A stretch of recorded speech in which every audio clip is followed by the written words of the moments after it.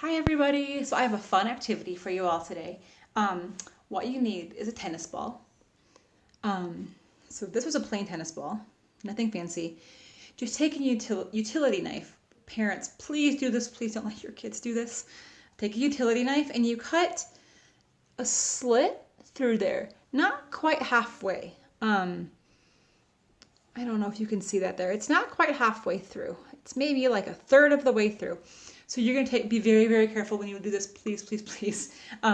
It's hard to get through that initial cut, but once you get through, it's pretty easy to cut through.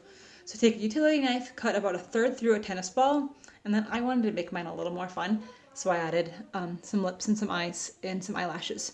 And what this activity is going to do is once you have this, actually, sorry, let me backtrack. Once you have this, you also need just a handful of coins. Any coins are fine. Quarters, pennies, I don't care. So this covers so many things.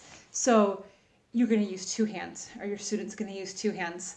With this hand, they're going to squeeze. I don't want them squeezing with their whole hand like this. I really want to make sure they're squeezing with their thumb and their index and their middle finger, kind of like you use for a pencil. You see where I'm going here. They're going to squeeze with those fingers. If they can't use just those three fingers, they can use some of these. I just don't want the whole hand. I really want to make sure they're getting the fingers and the thumb.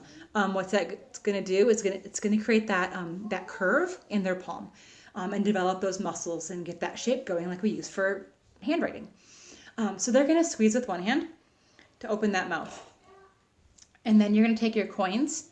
And what I want to see here is a nice little pincer grasp.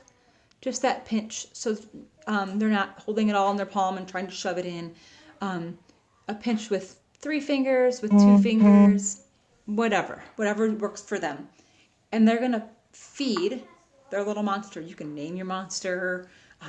You can make it a dinosaur. You could add googly eyes. I didn't add any googly eyes because I wanted to be able to use this ball for that activity I did with the maze the other day. But you can totally add googly eyes or whatever you want to do to decorate them. So they're going to squeeze him in. Once they've developed this, what you can do is give them like a few coins in their hand. And they're going to put them in their palm of their hand. And you're going to work them to your fingers. So you have them in your palm, work it to your finger. Palm, work it to your fingers. And then they can squeeze them to let them all out. So that's my activity today. Again, so many skills that this works on. It works on developing that arch of the hand, that pincer with the thumb and 3 fingers, using both hands together. They're doing different things, but they're working together. A pincer grasp with the other hand, being able to translate these coins in here once you've kind of moved along, being able to translate them into the thumb and the finger. Some really great in-hand manipulation skills going on there. So I hope you guys have fun with this. I think it's just a really fun activity. You can leave it out as long as you're not worried about kids choking. If you have little ones around, you can leave it out and it's something, you can store the coins in there. The kids can get them out when they're ready to play. It's a great little brain break, whatever you want to use it for. So have fun with it.